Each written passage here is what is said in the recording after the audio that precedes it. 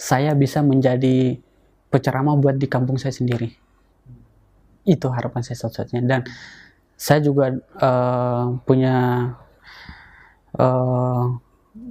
cita-cita sendiri, bisa mengajak kedua orang tua saya untuk masuk Islam gitu. Dan juga bisa mengajarkan Islam di tempat saya sendiri, yaitu di Kota Kupang. Yang ingin Ana sampaikan, Islam adalah agama rahmatan lil alamin. Sebelumnya Abito Suarez, Ana masuk Islam itu 2000, ketika masa zamanan Pak SBY, periode pertama 2006 lah, agama Kristen Katolik. Kalau ketika kita masih sebelum masuk Islam, ya kita beribadah seperti ibadahnya orang Kristen Katolik, yaitu ketika setiap hari Minggu itu kita pergi ke gereja dan berdoa. Dan biasa kalau kita kebiasaan kita di daerah Kupang itu, jadi setiap ada hari Sabtu itu kita berdoa di rumah, tapi dengan adanya patung Yesus dan Bunda Maria. Ana waktu itu syahadat di Jawa Timur, almarhum Pak Sunardi. Ya karena waktu itu juga ya ceritanya hampir sama dengan istri Ustadz Iwan, yaitu ya kita belajar. Cuma ya itu kita nggak tahu kalau ternyata pondok pesan tempat kita yang untuk belajar itu ternyata adalah punya yayasan orang Islam gitu. Ceritanya karena kalau kita lihat sendiri daerah NTT itu kan yang pertama pendidikannya itu kan kurang. Nah akhirnya ya udah, kebetulan pada saat itu sebelumnya itu yang ditawarin kakak perempuan saya mau untuk ke pondok pesantren, tapi orang tua saya nggak izinin. Akhirnya Ana sempat mengajukan diri sendiri biar saya yang ke Pulau Jawa belajar gitu. Kalau ketika Ana setelah sadat, ya Ana masih dalam hati, dalam kepribadian pribadi, ya Ana kesini hanya untuk belajar. Nggak ada istilahnya Ana harus, walaupun saat itu Ana udah sadar, tapi Ana dalam hati untuk istilahnya untuk masuk Islam atau memeluk agama Islam itu nggak ada, karena Ana kesini hanya untuk belajar, bukan untuk pindah agama. Ya jadi saat itu ada beberapa surat-surat yang bisa dihafal, yaitu Ana pertama kali menghafal surat Al-Fatihah, Al-Kautsar, dan Al-Ikhlas.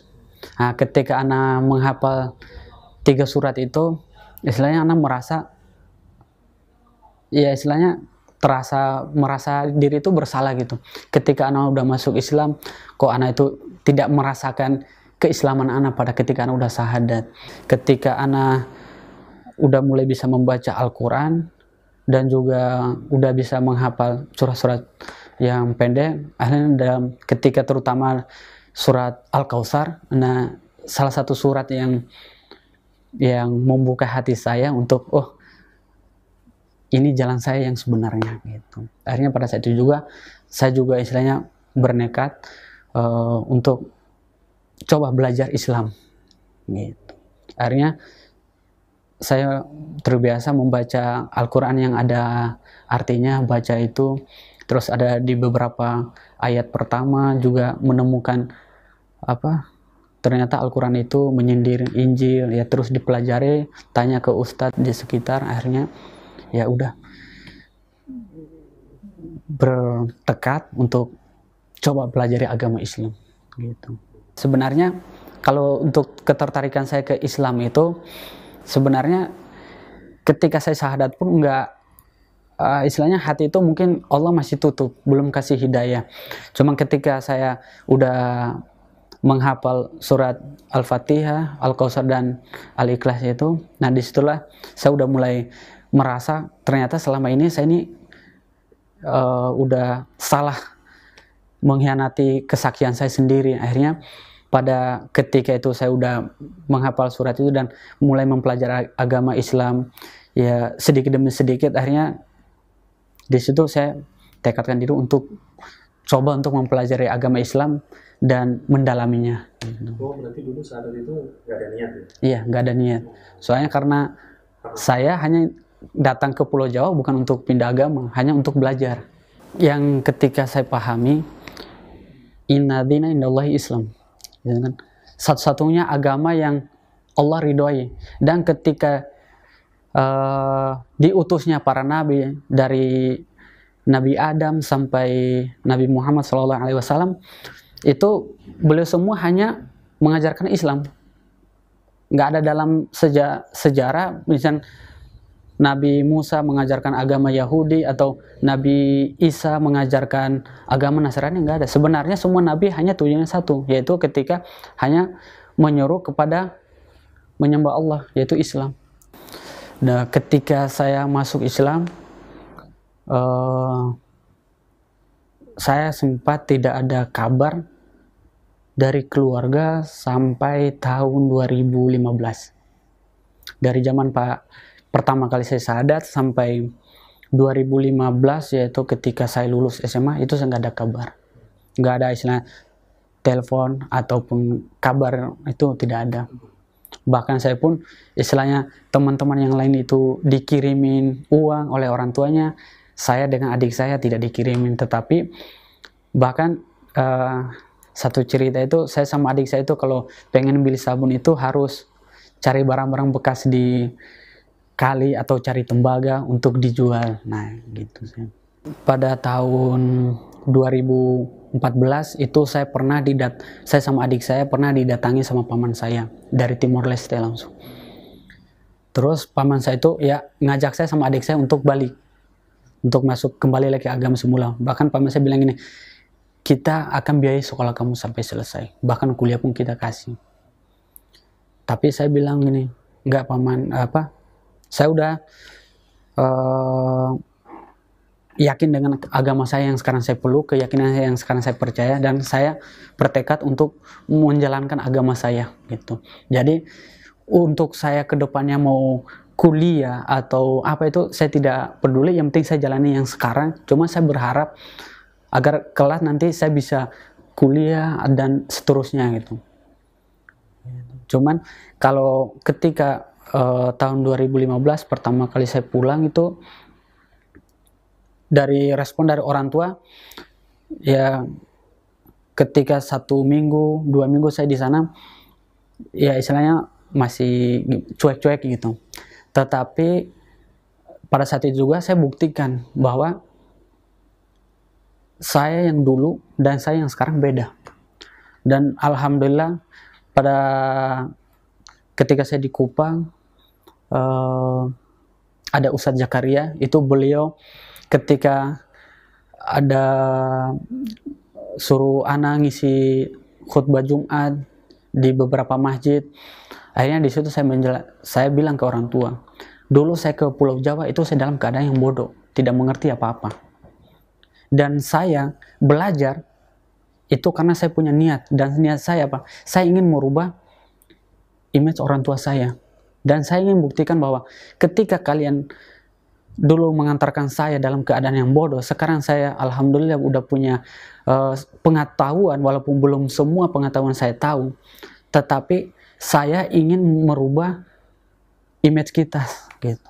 Dan alhamdulillah saya memperlihatkan akhlak saya, dan alhamdulillah bahkan saya ketika di rumah saya dikatakan oleh teman-teman atau tetangga bilang itu saya itu anak manja, atau anak istilahnya itu anak rumah, karena saya kayak orang-orang lain itu jalan-jalan kemana, saya hanya di rumah.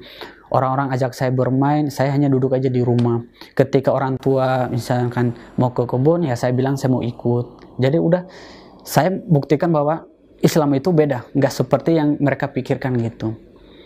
Bahkan pada saat itu ada, kalau kita di Kupang itu ada namanya sopi. Sopi itu semacam arak. Nah itu orang tua nawarin ke saya, bilang saya nggak minum sopi.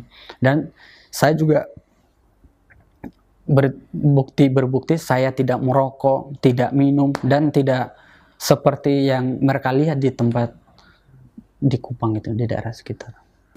Ketika setelah anak mempelajari Islam, yang anak rasakan emang sangat berbeda. Bahkan ketika kita istilahnya kalau kita membandingkan antara masjid dengan gereja itu pun sangat berbeda. Bagaimana ketika seorang muslim itu memuliakan masjid? Ketika kita seorang muslim masuk masjid itu aja sampai-sampai kita itu harus suci dulu. Sedangkan di Kristen itu dari rumah jarak yang begitu jauh, mereka pakai sendal, pakai sepatu pergi ke ke gereja untuk beribadah kepada Tuhannya. Mereka tidak tahu dari sepanjang perjalanan itu mereka injak kotoran apa tetapi mereka masuk aja untuk beribadah. Tetapi ketika kita di Islam kita diatur. Gitu maksudnya, ketika kita masuk masjid harus wudhu dulu, bersuci dulu, pakaiannya harus yang bagaimana, yang baik gitu. Kalau pernah dilecehkan, pernah dianggap bilang kamu itu tidak akan maju, bilang kamu tidak akan bisa apa-apa katanya, karena emang saat itu yang ngomong adalah paman saya sendiri gitu. Tetapi saya selalu bilang ke paman, saya akan buktikan bahwa saya bisa hidup atau saya bisa kuliah tanpa istilahnya saya meminta biaya ke orang tua. Dan ketika saya di pulang pun saya buktikan dengan apa? Saya dari orang yang dulunya tidak ngerti apa-apa, saya bisa berdiri di depan orang banyak. Istilahnya saya bisa ceramah, bisa menjadi imam, sholat bagi makmum-makmum yang ada di sana di Kota Kupang. Saya juga sering diikut sertakan dalam ada kajian, diundang oleh Ustadz Zakaria dan Ustadz Ali, Ustadz Muharram gitu. Istilahnya ikut serta dalam walaupun dengan usia saya yang baru lulus SMA. Gitu. Akhirnya saya buktikan ke keluarga saya, terutama orang tua dan paman saya, ketika saya tidak punya apa-apa, saya bisa buktikan dan saya percaya Allah itu selalu bersama hambanya yang ketika keyakinannya itu yakin bahwa Allah itu akan angkat derajatnya gitu. Dan alhamdulillah hari ini pun saya udah kuliah beasiswa tanpa dibiayai oleh orang tua. Salah satu jalan yang Allah udah berikan kepada saya untuk saya buktikan kepada keluarga saya. Cobaan yang menurut saya paling besar untuk saya pribadi yaitu ketika paman saya langsung datang ke pondok saya dan istilahnya dia bilang seolah-olah anggap saya sama adik saya itu udah bukan keluarganya itu. Dan juga ya kita hilang kabar dari keluarga. Itu menurut saya adalah cobaan yang paling berat, karena istilahnya kan kita sebagai seorang anak itu kan selalu merindukanlah kasih dari orang tua. Kalau saya itu kakak perempuan saya waktu itu dia kerja di Surabaya. Nah, satu-satunya dari keluarga yang sahadat dengan saya itu adalah kakak perempuan saya. Dan kakak saya itu selalu ketika dia kerja di Surabaya, kebetulan dia tuh kerjanya di orang Muslim. Dan dia senantiasa istilahnya bertanya tentang Islam itu seperti apa sih. Ya saya jelaskan sesuai dengan apa yang saya ngerti. Saya bilang ya Islam itu mengatur kita itu dari sesuatu yang kecil sampai dari hal yang besar. Terus Islam itu menuntun umatnya untuk selalu berbuat baik kepada siapa saja, dan itulah saya bilang itulah yang adik rasakan, kakak rasakan ketika melihat bagaimana kakak udah di Surabaya melihat bos kak yang tempat kak kerja gitu. Dan akhirnya sempat saya syahadatkan kakak saya itu hanya lewat HP. Dan ketika kakak saya pun akhirnya pun sempat menikah dengan orang Kristen, tetapi kakak saya juga cerita akhirnya saya bilang kalau dia nggak mau ikut dengan kakak ya kakak cari yang lain. Akhirnya pun alhamdulillah semua apa yang saya ketika ngomong dengan kakak saya, alhamdulillah kakak saya ikut gitu. Harapan saya itu saya bisa, walaupun saya tidak menjadi seorang ulama atau tidak bisa menjadi seorang yang penceramah yang terkenal, minimal saya bisa menjadi penceramah buat di kampung saya sendiri.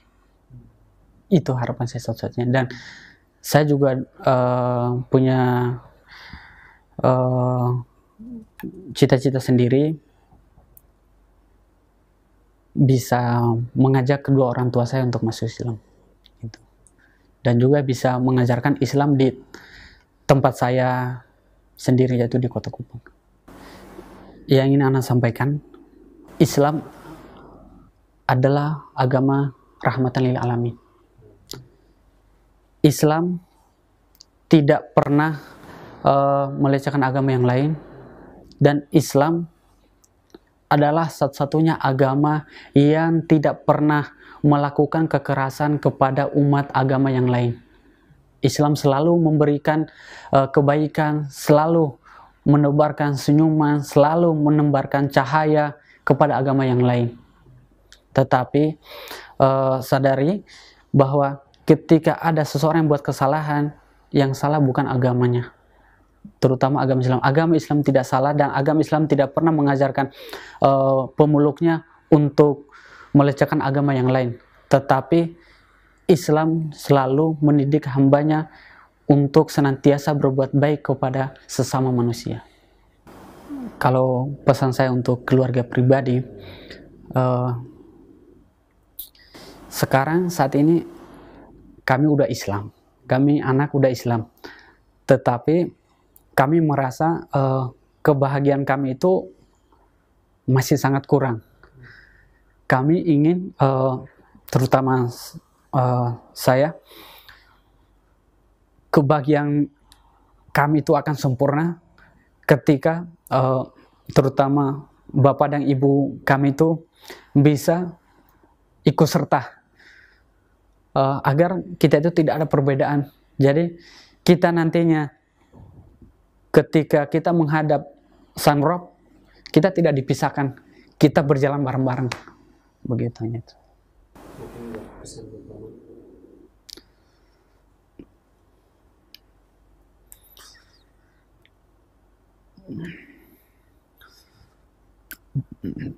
Pesan saya buat paman saya,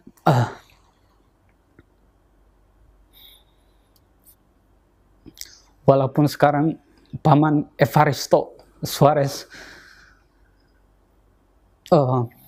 sudah tidak pernah menghubungi saya, sudah tidak peduli dengan saya, tetapi saya selalu berdoa buat paman agar